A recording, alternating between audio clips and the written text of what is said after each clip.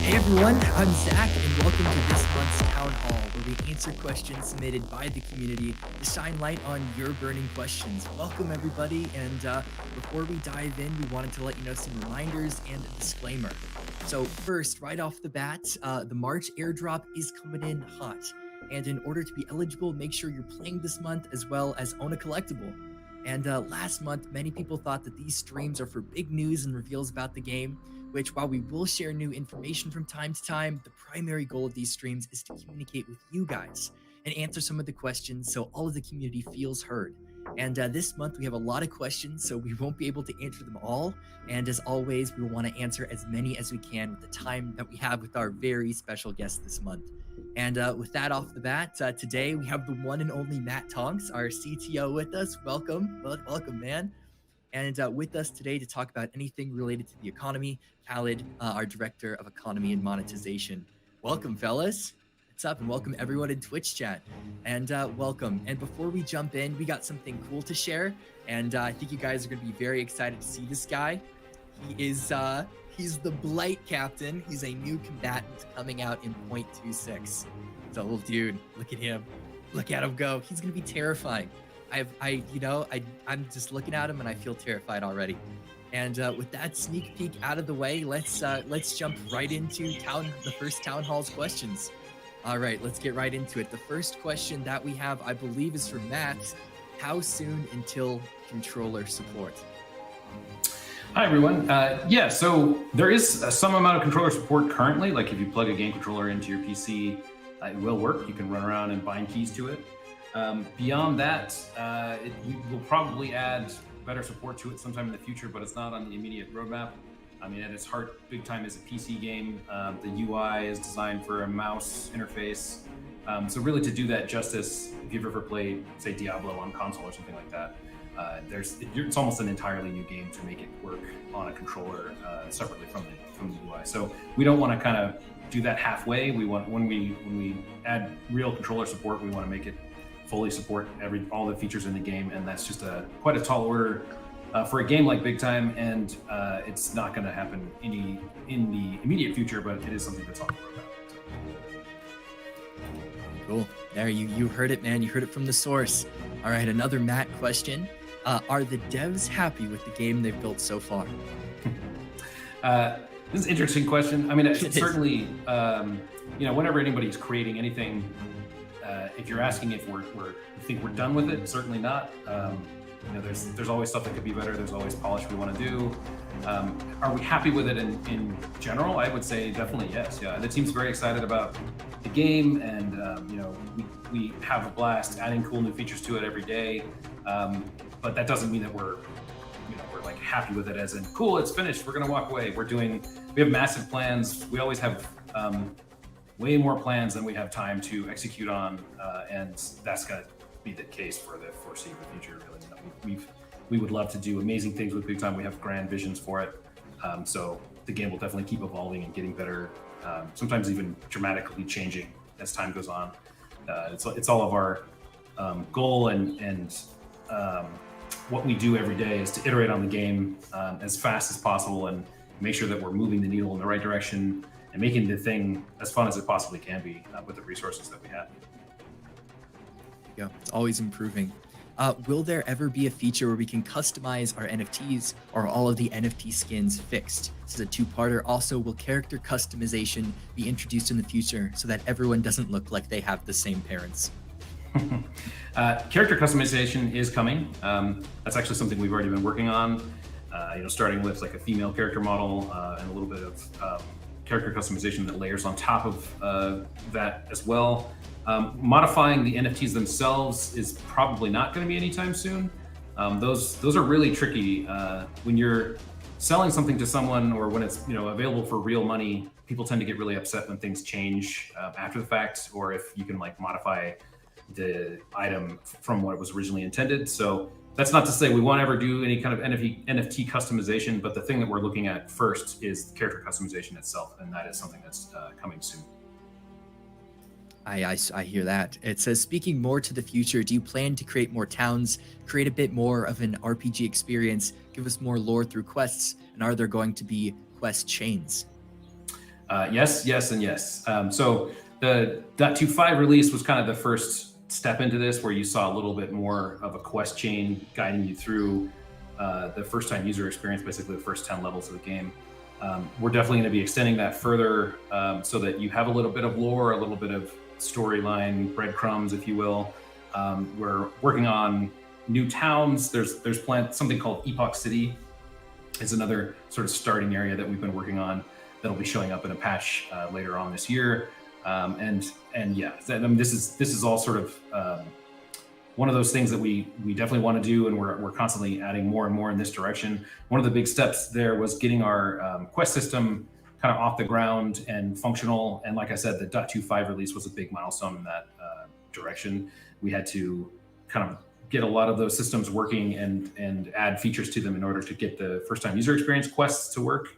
And so now we're extending that system even further, but utilizing all this stuff that we did there to do further, quests beyond first-time user experience, add more daily bounties and things like that. That uses the quest system as well.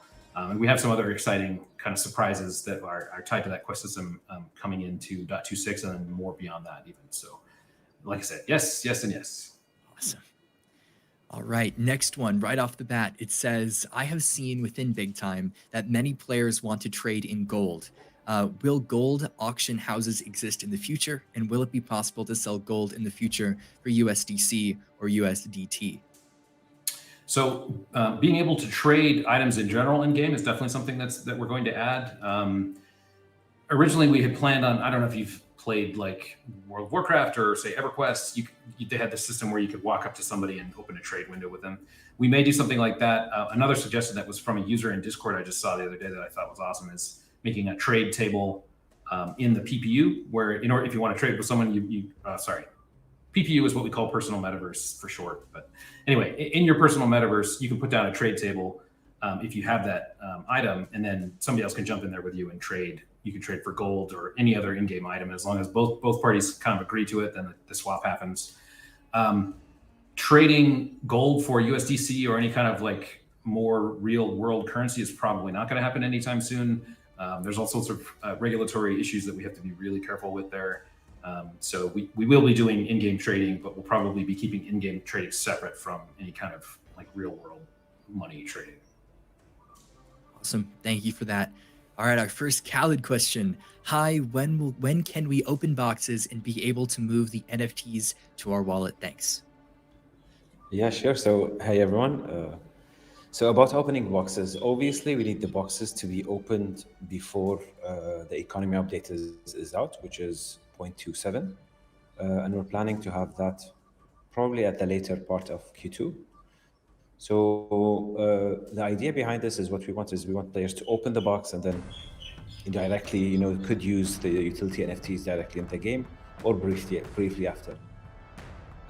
Now, the other part of the question, which is moving NFTs to your own wallet, this is something that is on the roadmap for OpenLoot, but it's not something that is, I would say, has the same priority as the other things, which is kickstarting the economy, having everything working. So it is on the roadmap. It's not in the near future, I would say.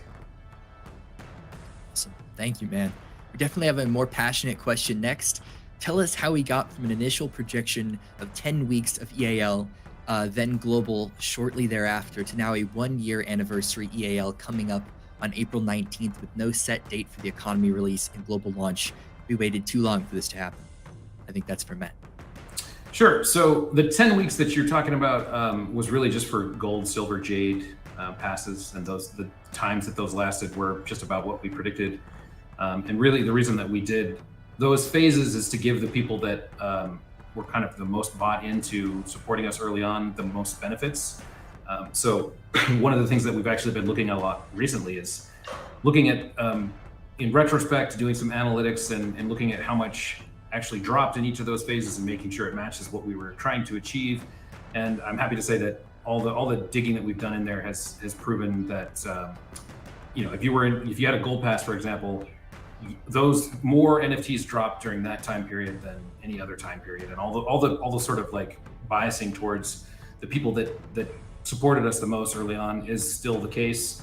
As far as the global launch or I guess this is talking about global launch isn't really something that we ever put a date on. Beyond the gold, silver, jade time periods, really our priority has always been to get as many people in the game to help us test it and make the game better as possible. And then we will transition to the next phase whenever the thing is ready, right? Like, so that means the systems need to be functional, the player base needs to be happy with it, and we need to be happy with how those systems are functioning. It's always been more of a state of the game that we want to achieve rather than just an arbitrary date. I'd much rather push things back in order to release a game to a wider audience that is going to be more successful and is closer to what we think the game should be. And that's going to be true from here on out. We are trying to, we are marching towards getting the game economy released very soon. I can't tell you exactly when that is, again, because it's going to be when it's ready. We don't want to release it early before things are functional. So we are working on it right now. We're pretty excited about it, and I'm optimistic that we'll be maybe sooner than you think. Beyond that, I can't really commit to a date. Anytime we try and give any dates, people get mad at us if we slip on it. So we just have to be kind of vague, and I know that's frustrating, but that's just the way of things, right? Like I don't want to tell you a date and then it's not ready and we have to slip it, and then people have their expectations not met or whatever. So we are working as fast as we can, and as far as I know, all the sort of big promises that went along with purchasing a pass early on were exceeded, and hopefully we'll continue to do that. We're striving to do that as time goes forward with switching to an invite-only beta and then going into the next phase after that. But again, all of that is dependent on the state of the game and the state of the economy and how well things are working. If something isn't working, we're going to go back to the drawing board and fix it rather than release something that doesn't work. So hope that answers your question. Well said, man. Any chance of simplifying the skill system so it's a little more intuitive to figure out? If not, can you please add a skill tutorial that walks people through the skill tree and shows them where trainers are and how to use them? Yeah, this is there's been a few or more than a few points of feedback coming from the community along the same vein, and it is something that we're listening to. We're trying to sort of do all of the above. We're going to make the skill trainers a little bit easier to find. We're going to add some more tutorial information to make it easier to understand what's happening. And ultimately, kind of going back to that other question, how you unlock your skills will be a little bit more of a quest line rather than go find the guy in the dungeon as it is now. So we're trying to attack that on all three prongs. But I definitely agree with you. The skill tree unlock situation as it is right now is fairly confusing. And it has a lot of promise there. We like the idea of rewarding players that are exploring the world and finding a cool thing in a dungeon. But it's just too opaque at the moment. So we're definitely working on that. And you'll probably see some the first step in that direction in the 2.6 release coming out soon. And we'll continue iterating on that in the future. Like I said, probably switching over to more of a quest unlock system. I'm not sure if that'll make 2.6 or it might be in 2.7 though.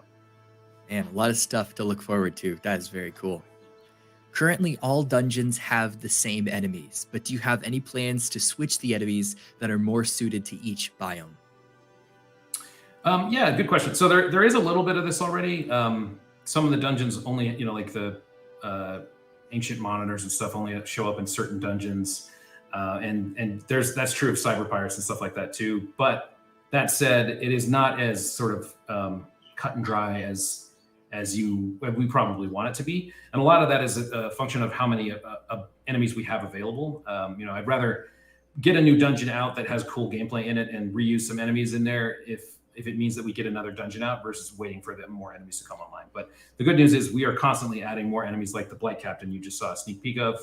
We've got a whole bunch of other ones concepted and planned. And so as more of those enemies come online, we can be a little bit more choosy about which enemies show up where. And that's definitely something that we'll be improving. Again, this will kind of go along with the quest, more sort of story-driven quest line stuff that we've been talking about. As if there's a quest line asking you to go defeat the cyber pirates in the Egyptian tomb, that will obviously have cyber pirates in it, and we'll kind of be sort of delineating a little bit more strictly in the future. But it's just a matter of available enemies and available dungeons at this point. But I hear you. Yeah, that's definitely something we can do improve. Very cool. Next question. Need a proper, huge, strong boss. Will you make such real bosses instead of the middle class enemies? This is a two-parter. Will the dungeons have floors in the future? I want to dig deeper into the dungeon, like Tower Dun or underground 50-floor dungeons. Yeah, cool. So the very first kind of step that we made was the elemental boss fight. That was kind of a multi-stage big boss battle.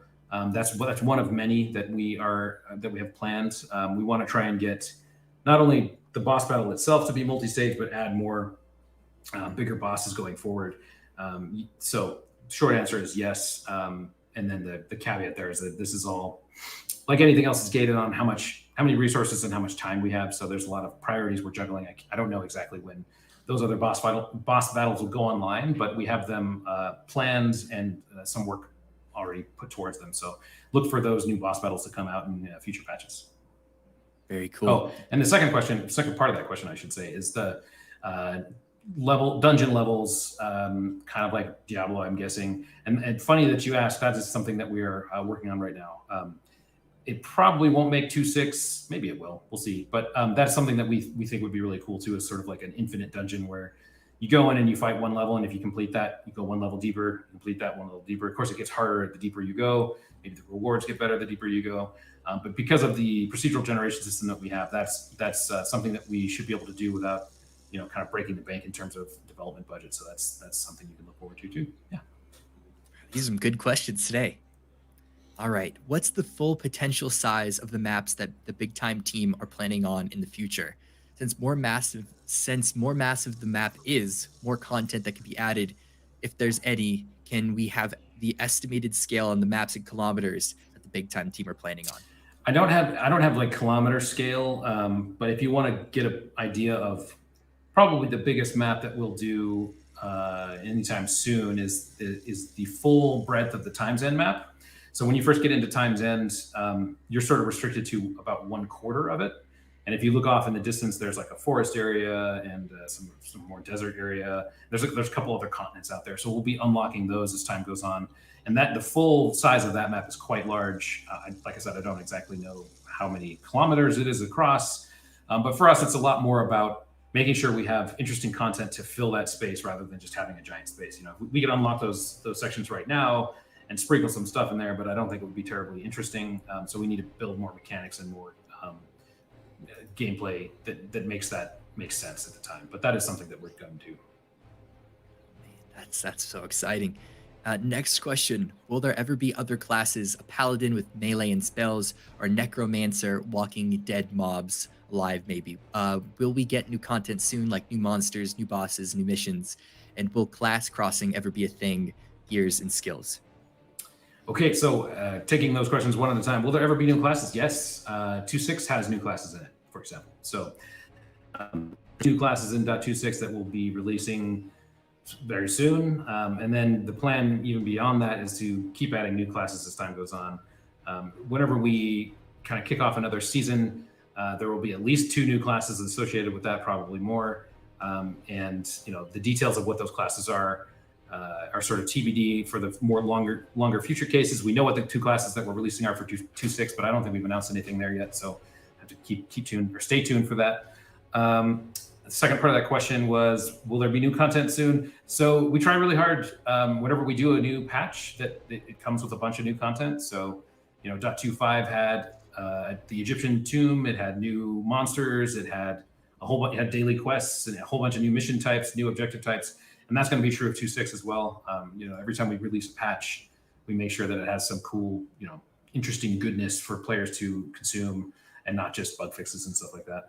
So the when question, when will you get new content, is when the next patch is out. So we're working on 2.6 right now. I'd expect to see that within the next month or so.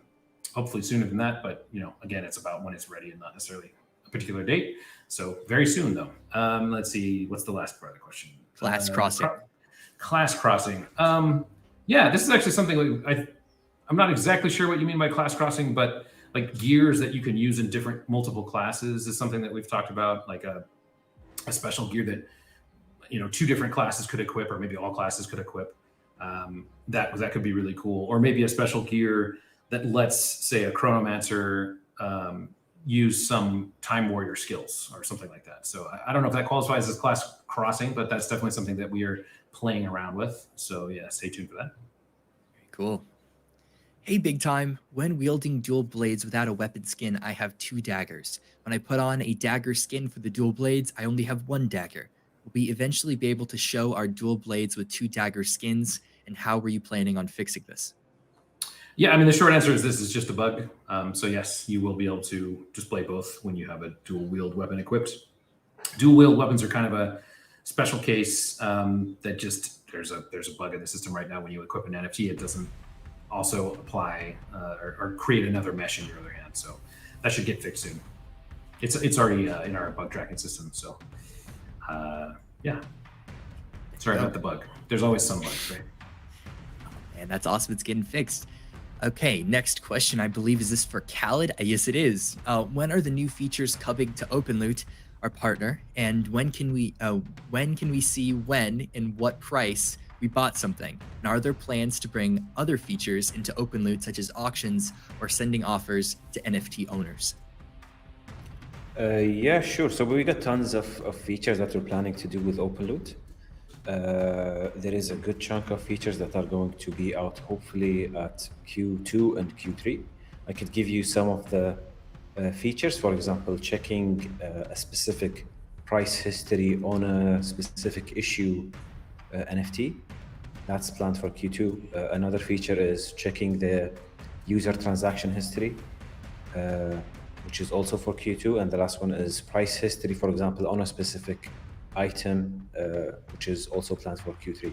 So yeah, we got a lot of stuff planned, but again, like we got a lot of priorities. Our number one things is to make sure that all the features that are needed to have the economy up and running, these are our main priority, and then those would follow suit. Awesome. I think these next couple ones are for you, man. It says the utility box opening was planned for Q1 2023. What are the reasons that this has been postponed to Q3?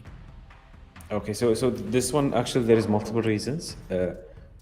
One of them is that we still have some things that we need to finalize relating to the utility NFTs. The second thing is we thought that it would be better that players could open the box, and then it would be a brief period where then they could deploy the utility NFT in the game.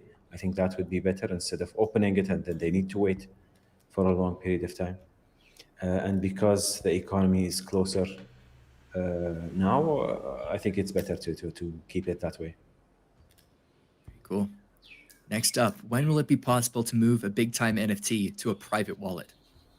Okay, so I think this question we just answered earlier in this call. Yeah. Like this is something on the roadmap. It's not an immediate or something that needs to be implemented immediately for us now, but it's on the roadmap and it's going to be implemented hopefully soon. Very cool. So I guess this is for either. The next question is for either of you guys. When can we expect the invite beta, and how will it be decided who will join the beta? Is it going to be pass or space holders? And please do not answer this with soon. Okay, so can I take this, Matt? Sure. Yeah. Yeah. So because we're going to kickstart the economy hopefully soon, we're going to need tons and tons of cosmetic shards. So we need a lot of players that will be farming these cosmetic shards to make sure that the crafters got their ingredients to start crafting everything, all the recipes that we put in the game. So we're planning to, once we have the economy up and running and tested and everything is fine, and we think that the economy could handle a substantial amount of users to come on board, that's where we're going to start the open beta or the invite-only beta. But keep in mind, like it's what's going to happen once the economy is live.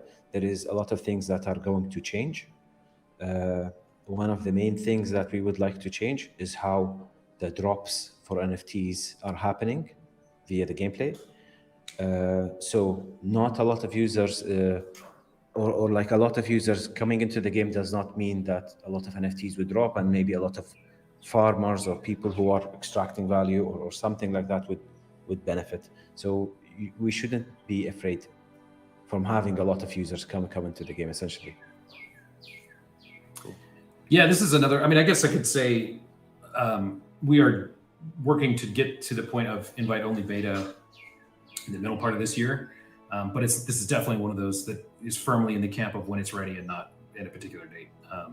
We want to have the economy features all stood up and working and have a lot, we'll probably have like the player council testing them for a while before we actually put this out to the public, because the last thing we want to do is put those features out in some kind of broken state. And we sort of, lose our chance to make that impactful. So it'll be as soon as we can be, relatively sure that it's not going to be a colossal mess when we release it. So we want to do lots of testing. We want to have things in a good situation before we go there. Cool. Matt, we got a very vague question for you. Are there development problems with Big Time? So the short answer is no. I mean, I think the sort of impetus of this question is there some big gloomy problem? Not at all. I mean, there's always development problems in any production that you work on, such as like there not being enough time in the day. That's my biggest problem usually.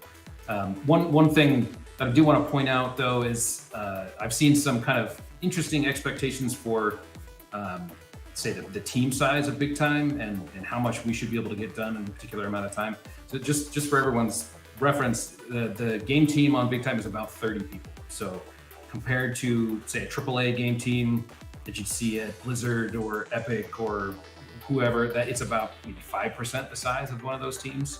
So we have some really talented and experienced folks, and we're able to do a lot with a little.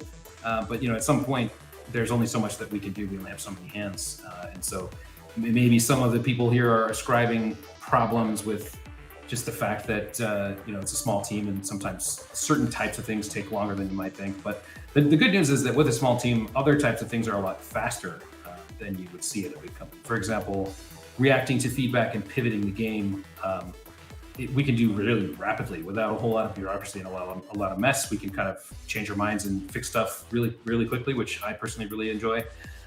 But it's like, again, back to the sort of, I think the subtext of this question is there like some horrible thing happening on the dev team? I'm happy to report that is not the case. The team's never been happier. We're all kind of pretty excited about where the game's going. And I was just talking to, we do like a gameplay playtest every day. And after the playtest today, I was chatting with some of the other leads on the team, and we were saying it really feels like a lot of the core systems are kind of functioning the way that we want now, and we can really start iterating and polishing and not having to get mired in standing stuff up for the first time. So things are looking good as far as I'm aware. There you go. Well, there's your answer. All right, we got a bigger one here. Hey, Big Time, to make combat more fun and dynamic, you think you may implement player combat reactions. For example, if a Chrono throws an ice blast to freeze enemies, a Time Warrior can use the spinning ability to break the ice on the affected enemy, causing additional damage. Yeah, I love the idea. I guess I would call those sort of like class interaction abilities. That's definitely something that I think would be really impactful. A lot of the game is tuned such that a party with lots of different classes in it will do better than a party with just one class. Or you can roll with a group of just Chronomasters if you want, but it's not necessarily going to be the easiest or most powerful group. So we love having those kind of class interactions, and this idea in particular sounds really cool. We've got lots of other ideas of our own along these same veins, where one class kind of sets up the stage and the other class clears the table or something like that. But sort of to the first part of the question is like tuning combat. That's actually something that in 2.6 we've been messing around with, kind of some of the fundamentals of melee combat and trying to make that a little bit more interesting, a little bit less of just a button mash fest. So look for some big changes in 2.6 and beyond that as well. So like I said, now that some of the core systems are kind of stood up, it gives us a little bit more time to go back and iterate on the fundamentals. And I think this is one of those cases where now we have a little bit more time. We can kind of dust those systems off that we stood up long ago and figure out how to make them better, or see, evaluate whether we think they're working well right now or not. And if they're not, go fix them.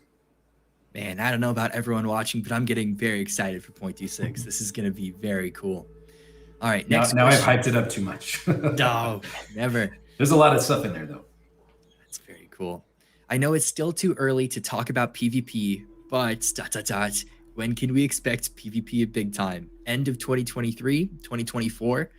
Did part of the team start working on PvP already? or could you shed some light on what we will see in PvP, open fights in Watertown, or specific battlefields? So this is still early enough that I hesitate to put a date on it. PvP is something that we want to do. I would say sometime this year, probably. But again, it's going to be subject, depending on how things go with the economy. Like the first priority is getting the game economy off the ground and kind of core systems working. But we have talked about PvP a fair amount. We have some pretty cool ideas that we want to experiment with. So we've done a little bit of work in that arena, but I wouldn't expect it, this quarter, certainly. So sometime soon. Probably the first kind of foray into PvP that you'll see is we're going to put a dojo, make a dojo personal metaverse tile that you can get that, if two people step foot in that dojo, they can then actually do damage to one another. Of course, if somebody dies, they just respawn in the dojo because it's kind of a for fun thing, but that'll let players go in and spar. And the kind of the sneaky goal there for us is to give us a way to test PvP and start balancing things and finding issues that might come up that definitely will come up as we switch from just PvE versus also supporting PvP. So that's probably the first step that you'll see going. Oh man, I'm so excited. I believe you kind of sort of already answered this, but it's on the list. The team is doing great progress with the sound and visuals. Thank you. Next is combat. We really need an upgrade to combat. The community has given feedback on combat and mechanics, but what are your thoughts on how to improve the fun and dynamics of combat? Yeah, so I think the first step is to, we have this interesting combo system that I think is something that we want to lean into a little bit more and make the combo moves and the heavy attacks and the light attacks more meaningful, but also a little bit more challenging to achieve. So that if you nail the timing and you get to the fourth attack or the fourth heavy attack, that it really has a big impact on your combat. And to go along with that too, we want to make a little bit more meaningful weapon gems that slot into those combo moves. One of the things that we've been working on is a special type of weapon gem that completely swaps out the finisher move on your melee combo. That's probably not going to be ready for 2.6 because it's a kind of a big project to bite off, but it's something that we're working on, and that would give you the ability to put in a special gem on your weapon that then does some completely new amazing attack when you get to R4. So that's, we agree, and that's one of the things that we're actively iterating on right this moment, actually. Wow, very cool. Any chance we will get more portals in the Dusky Forest? It is taking us far too long to find portals around our level. Big space, but very few portals. Thanks so much. I think this one is just a bug that I believe has been fixed already. We'll need to go follow up on this, but from what I understand, there was some other stuff that could spawn in Dusky Forest that was dropping little breakables and things around the level, and those were kind of taking the slots of the portals, which was not intentional. So that should be fixed in 2.6, I believe. Okay, very cool. Next one, are people using bots to farm NFTs like they do on other platforms? We know people are using speed hacks. How much is this affecting the NFT drop rate for other players? So the good news is when we built the system that determines whether NFTs drop or not, or what the drop rate is for people, we were very cognizant of the fact that the game client could be exploited or compromised. We do our best to make sure that doesn't happen. But the NFT system is very paranoid. So the short answer is it doesn't really affect. It does in the sense that if somebody's using a speed hack, for example, they may be able to survive longer, but it's not going to give them an Uber leg up in terms of how many NFTs they get. The other bit of good news is that unlike some other games out there where a lot of the combat is actually, maybe this is too technical, but a lot of the combat is client authoritative, which makes it easier for cheats to kind of override and make you invulnerable and things like that. Big Time is very much server authoritative, so the servers are, we control them, so nobody can hack them. You can't install a hack on your PC and make the combat different. There was a bug in the melee system actually that was allowing people that have that speed attack to actually, their speed cheat, to execute melee attacks quicker than the server was wanting them to. So that's actually something that we've been concentrating and really hardening on for 2.6 because recently we started seeing a rash of more people in the game with cheats on, which is a real bummer. So we're kind of making a concerted effort there to make sure that the server is really paranoid and doesn't trust the client because of situations like this. And the other thing that we'll probably do is look at turning on some anti-cheat software in the future as well, just to kind of help plug those holes. It's always going to be a little bit of a cat and mouse game, though. As we plug the holes, they find new holes. As anti-cheat detects a cheat, they find a way to get around the cheat. It's like any other game that you've played, but we're trying to be a little bit more proactive right now and make sure that the important things like being able to attack with melee are all gated on the server's version of the world and not the client's version of the world. So this is kind of a long-winded answer, but yeah, hopefully that settles some things. That was a great answer. All right, the footstep particles and decals are so fun. Will we be able to add new effects to our weapons and armor? If so, a legendary Dragon Ball aura for chess pieces would be so amazing, and elemental visual effects for our weapons would be nice. I would really like a blue flaming sword.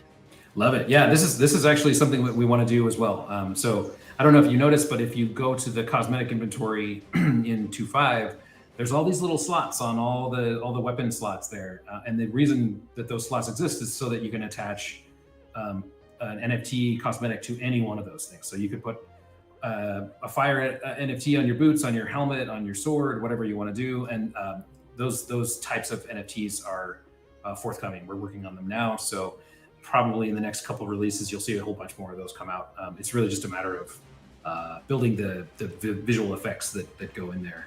So yeah, but I love that. That's definitely something we're going to do. We've got a lot of other cool ideas too for different types of cosmetic NFTs. I think the footstep particles were a good first step, but there's a lot of other cool stuff we can do. Trails that you leave behind as you run around, and yeah, all sorts of stuff. So stay tuned.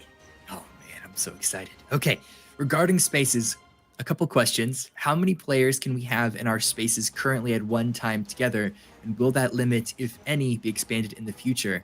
There's another part to this. Will there be static portals in the future we can leave open for other players to access our space? So there is a limit right now. I believe it's 50 players. It's the limitation really there is just the server that's running the personal metaverse instance. Eventually the CPU gets overloaded and start to get too laggy. So there has to be a limit at some point. But the nice thing about the personal metaverse is that it tends to be a little bit less going on in there than say like Times End, which has lots of creatures and monsters running around that take up server CPU. So I wouldn't be surprised if the limit gets even higher for the personal metaverse, because yeah, we really want those to be gathering places and places you can chat with your friends. And if we do the trading table, it'll be a place for people to go trade. And eventually we want to do like guild-based personal metaverses or a guild metaverse at some point anyway. And that that would need to support a lot of users. So it's definitely something we're looking at raising. And then the second part of that question was static portals into the PPU. I love this idea. This is actually something we've been talking about from very early on. We need to be really careful about how this works because it can be, you can get the world cluttered with all these portals lying around. The idea here is like a personal metaverse portal that you could leave open in Times End for an extended period of time if you want to like invite people to come in, or maybe you want to. One idea that we had is kind of like the trading table. Maybe there's a shop table where you could put a storefront basically in your personal metaverse and allow other players to come in and kind of buy items from you, even if you're not online.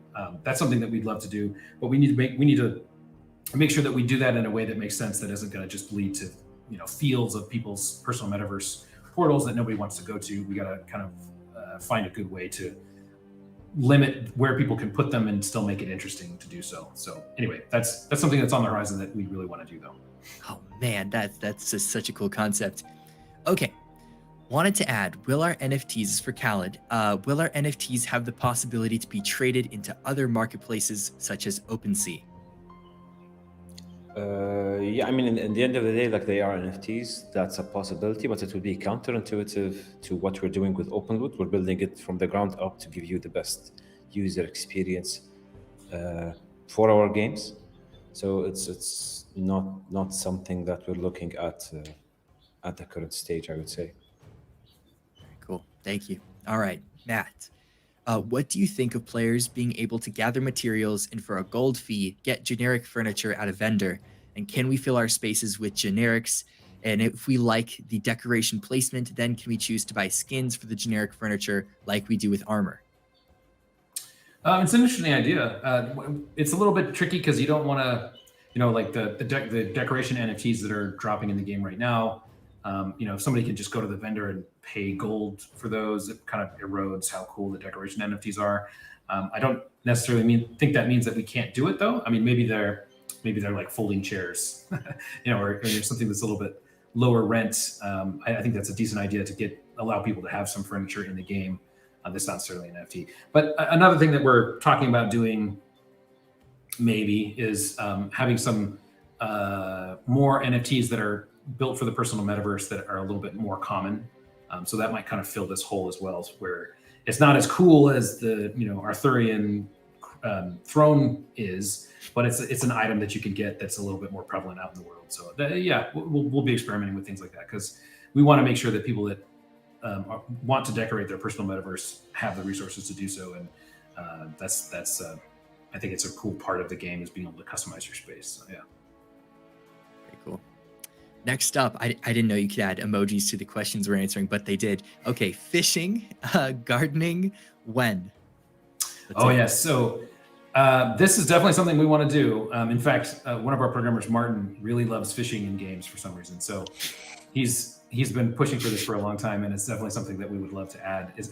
We have some kind of loose plans to do occupations or occupation skills, and so fishing would be one of those. Maybe gardening is another one of those where you have some task to perform out in the world, like collecting herbs or standing by the water and fishing for fish to get crafting materials or potion reagents or something like that. It's definitely something we want to do. I don't know exactly when we're going to get to that. Hopefully soon. One of the sort of first step that we took into crafting was the weapon gem system. So now there's a lot of crafting materials out in the world, and so now it makes a lot more sense to try and bring stuff like this in. Another sort of talent or profession would be blacksmithing or things along those lines that we definitely want to add to the game because I think it'd be really cool. Give people a reason to go collect those crafting materials and give them something to do with them and stuff like that. So, and first answer is yes, and when I can't say exactly, but hopefully soon. Just stacks up to how we have to get the game economy functional and a bunch of other core systems functional, and those take priority. But we would love to do this, and like I said, Martin is a big fan of this, so maybe he'll sneak it in on a weekend one day. We'll see. We can only hope. All right, I believe you've kind of answered this to an extent, but maybe we can go into more detail. How many people total are currently in the Big Time team, and what positions do they have? Devs, mods, artists, etc. Are you adding more, and what is the target?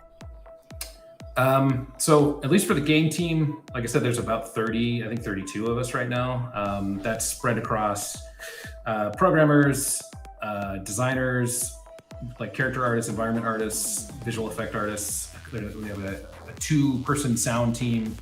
And that's, if anybody that's familiar with kind of more traditional game development, that's very thin. We have kind of one or two of everything pretty much. But as far as where we want to grow, we are definitely going to be hiring some. We don't want to get too big though. We like staying agile, and we like hiring people that are more experienced, kind of veterans of game development, and that can achieve more by working smarter and not harder.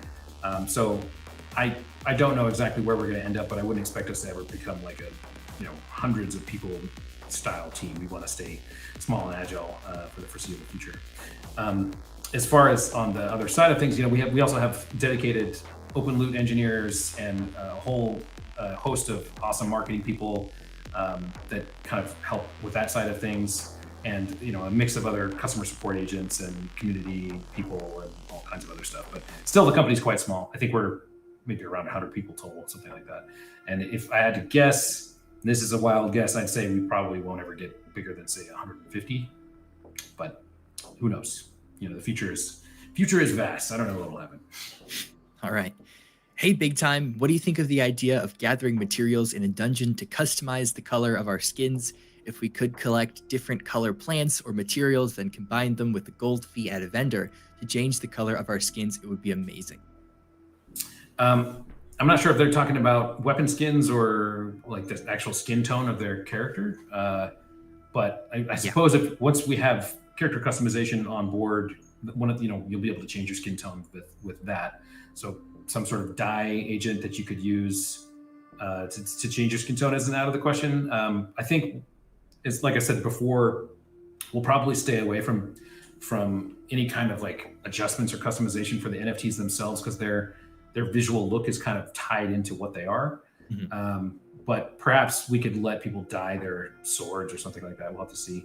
I mean, probably more realistic is there might be some other kind of cosmetic NFT that lets you change the color of the blade of the sword or something like that. But I mean, in general, I like this idea. I like the idea of collecting materials from the world that gives you some sort of unlock on your character. So maybe we'll take pieces of this, and you'll see pieces of this in future features. We'll have to see. Awesome. Hey, big time. I think we all still want mounts. The sneak peeks of the shields are dope. Are mount concept leaks coming soon? If so, will we also be able to equip armor skins on our mounts at some point too? Also, what are your thoughts on riding our mounts into a dungeon? We do want to do mounts. They're probably further off down the line behind a bunch of other stuff, sadly. But I wouldn't be surprised to see mounts in the game before too long. I don't know exactly when that'll be. And there's a lot of good questions about mounts, like for example, can you use a mount in the dungeon? I think it'll probably depend on the mounts. Most likely you won't be able to use the mount in the dungeon, I'm guessing, but it depends. We could change our minds there. So I don't have a really good answer for that until we get closer to the mounts themselves. Mounts are quite a big undertaking to do right. And again, we don't want to release something that's sort of like janky. We want to make sure that if we do mounts, that it's a really impactful, cool feature to the game. So we're going to make sure that we do it justice and take our time with it. Awesome. Thank you. It says the new enemy, Punchy McPunch, is a lot of fun to fight. I love seeing new enemies in dungeons, but dungeon bosses would be nice. The climax at the end of a dungeon would be greater if we encountered a single dungeon boss that we had to use teamwork and mechanics to defeat. I believe we already kind of covered or answered that. Yeah, we talked about boss fights a little bit before. In general, I agree. Everybody loves a good boss. Bosses, unfortunately, are just, I don't know, a couple orders of magnitude more expensive to create than your typical creature in the game is. So that's why you've only seen the elemental boss so far. It's just, again, small team, limited resources. We have to pick our battles, but we are going to be adding more bosses as time goes on. And you're in good company. We all think boss battles are awesome. We'd love to do more of them, and we will be. I just don't know when exactly. Cool. Khaled, this is for you. It's almost 2 years postcard NFTs have existed, and holders still don't know what will they get. No leaks, no ideas or designs for the reward, and now there's no demand for postcards. So what's Big Time's plan for these postcards? Yeah, sure. So we're still working on the redemption of the postcards with OpenLoot, and it's on the roadmap. And because we had this airdrop program where we would reward players for holding into their NFTs, that's why we added a special reward that's going to be designed specifically for the postcard owners at the moment of redemption. And I could give you just some ideas of what that extra reward should look like, which should compensate them for the time lost in not participating in the airdrop essentially. So it's probably going to be some type of mystery box that would include utility NFTs, as well as some other things on top of that. Very cool. There's your answer, everybody. All right, this is another one for you, Khaled. It says, why can't we transfer NFTs to friends / host giveaways, both in and outside of OpenLoot? Yeah, so outside of OpenLoot, like we maybe this is the third time that we discussed this. I realize now that probably a lot of people are asking about this feature, but this is something that would be in our priority after we have all the core functionality ready for the economy. As in within OpenLoot, that's probably going to be on the roadmap as well. But again, like we have a lot of stuff that we want to do with OpenLoot. The main thing is getting everything ready for the economy, making sure everything is functional. Then we're going to go ahead and implement all of that. Cool. Matt, this is when can we expect a global launch? An approximate date would be very nice to hear. Not going to give you one. Sorry. Global. Well, first of all, global launch. I'm not sure what that term really means. The next phase that we have planned is pre-release or pre-season rather, which is the invite-only beta. That's going to be like within the quarter, and then we'll see how that goes after that. You know, the invite-only beta is going to bring a lot of new players into the game. We'll get some better data from that. We'll probably find lots of issues that we want to fix, and so. After the invite-only beta has kind of shown us everything that we need to show, then we will open it up for the general public, which I think is what global launch is talking about, sometime after that. So, you know, not super soon. I'm guessing towards the end of the year, if not later, because again, it's all about making sure that the game is in the state that we need it to be in, and that things are working well. But the invite-only beta will be dramatically increasing the number of people that are able to get in the game. So that's a good one to look forward to in the near future. Very cool. This is a question I relate to. I really like the music. Will it ever be released on streaming services like YouTube, Spotify, etc.? Oh, that's an interesting question. Possibly, yeah. I mean, if enough people are interested in it, we could probably make that happen. We have some really cool music tracks in there, and more being added every time we put a patch out. So that is a cool question. We'll have to follow up on that. I'm not sure. I think we have the rights to do something like that, but we'd have to kind of follow through all the, the business constraints that might be applied to all that stuff. But I love the idea, and I love the fact that you're interested in the music. So that's cool. Sure. All right. Next one is for Khaled. When can we expect the time token? Pretty soon, I would say. So obviously, we need time token for the economy. So we're planning to have it once that is out. Yeah. So yeah, probably on 0.227.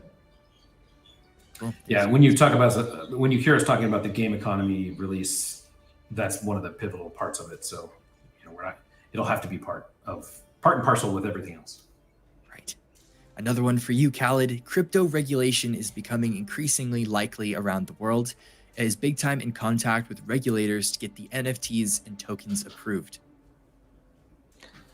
So I'm not sure exactly what you would say with regulators, but we know that we do have internal resources that advise us on every single economy-related system that we do, and we are very cautious in everything that we're implementing. So yeah, we're taking, I think, good measures to make sure that we're okay in that regard. All right, another one for Khaled. According to the attached roadmap, the next step in development is to release utilities, but it was stated recently that mystery boxes can't be opened until Q3. The question, how can utilities be launched next patch if we are not able to open boxes until September? Yes, so utility NFTs or mystery boxes should be open before 0.27, obviously. So the rough date on that is at the later of Q2. Yeah, so before 0.27. Cool. Got another one for you. Staking is very important for every project to attract users. So does Big Time have a staking program? If yes, how can we stake your token? Is there any requirements for users? Okay, so the way that we look at it is staking is not really very important in an abstract way. It's very important if you have token unlocks, but you don't have functionality for the token. So that's where staking would come into play, that it would, kind of suppress the supply once you don't have demand for the token. So in our case, what we're planning to do is we're planning to release the token once the economy is out and there is enough sinks to take care of all the supply that is out there. So if we do have a staking program that is in play, it's going to work in an opposite direction to what we want with the economy, where we need a lot of token to be there. That's why we're planning to have the airdrops of time token. It's because we won't have enough time token once the economy is out. Staking is also one, we were talking about being very careful about not running afoul of regulators, and staking is one of the things that we're probably going to avoid for that very reason. It tends to be sticky if you're allowing staking, especially for a U.S. company. So, yeah. Awesome. All right, Matt, we got 2 more. Here we go. Security is so important with every project and program. How does Big Time keep users' assets and personal data safe from hackers? And questions off screen, but how do you manage if there is an attack on your platform? Well, so the first pillar is always just having good principles when we're engineering these systems. We take security very seriously. We make sure that personally identifiable information is always given the right custody and encrypted wherever possible, and we don't ever release keys to anyone to give access to that data unless they absolutely have to have it. And then the other prong to that is we kind of check ourselves regularly. We have penetration testers coming in and trying to infiltrate our systems and reporting any kind of breach that they might be able to find, and we patch those as soon as possible. So it's kind of an ongoing, kind of like any other online company. It's an ongoing and ever-present amount of effort that we have to take, that we definitely are taking, to make sure that we are keeping abreast of any kind of new exploits that arise as we release new features. That's always the danger. You might have a really secure system, and then you release some new feature that changes a bunch of stuff, and you just introduced a new hole into your system somewhere. So every time we do releases, and periodically, even if we don't do major releases, we have people come in, evaluate our systems, and try and poke holes in them. And then beyond that, our engineering team internally is always keeping this top of mind, making sure that we're following good coding practices, and just being really paranoid, I guess, is the short answer. Best way to do it. All right, this is our last question for today. Currently, most projects and platforms are in English. How will Big Time reach non-English local communities? And do you have any plans for them to better understand your project? So I'm kind of surprised by this question, actually, because we have the game localized or translated into many languages already. That's something that we put a lot of effort into a lot earlier than you'd see in some other game projects, at least that I've worked on. We have the game translated into, I don't even know what the number is, 10 languages or something like that. So that's the big step right there, is so that when you're in a country and you're not a native English speaker, you can just put the game in your local language, and it'll make a lot more sense, obviously, because you can understand the language. Beyond that, we always try to be, we have a wide gamut of interests from all kinds of different countries. So we try to be aware of that, make sure that we have community people in lots of different languages, and Discord channels for lots of different languages, and that we're listening to all those different people. So I'm not sure if that really answers the question, but that is something that we we're aware of all the time, and we're trying to do our best to accommodate lots of different nationalities. I may be wrong, but wasn't Japanese the most recent language, I believe, that we had? Yeah, in 2.5 we localized the game into Japanese for the first time. So yeah. Very cool. All right. And on that note, I think that's all the questions that we have time for today. Thank you, Matt and Khaled, for giving us great answers and explanations. And to you guys out there for writing your questions. If you didn't get your question answered today, don't worry. We'll be back next month for another installment. And on that note, have a great rest of your day, everybody. And we'll see you all at Time's End. Have a good weekend, everyone. Yeah. See ya.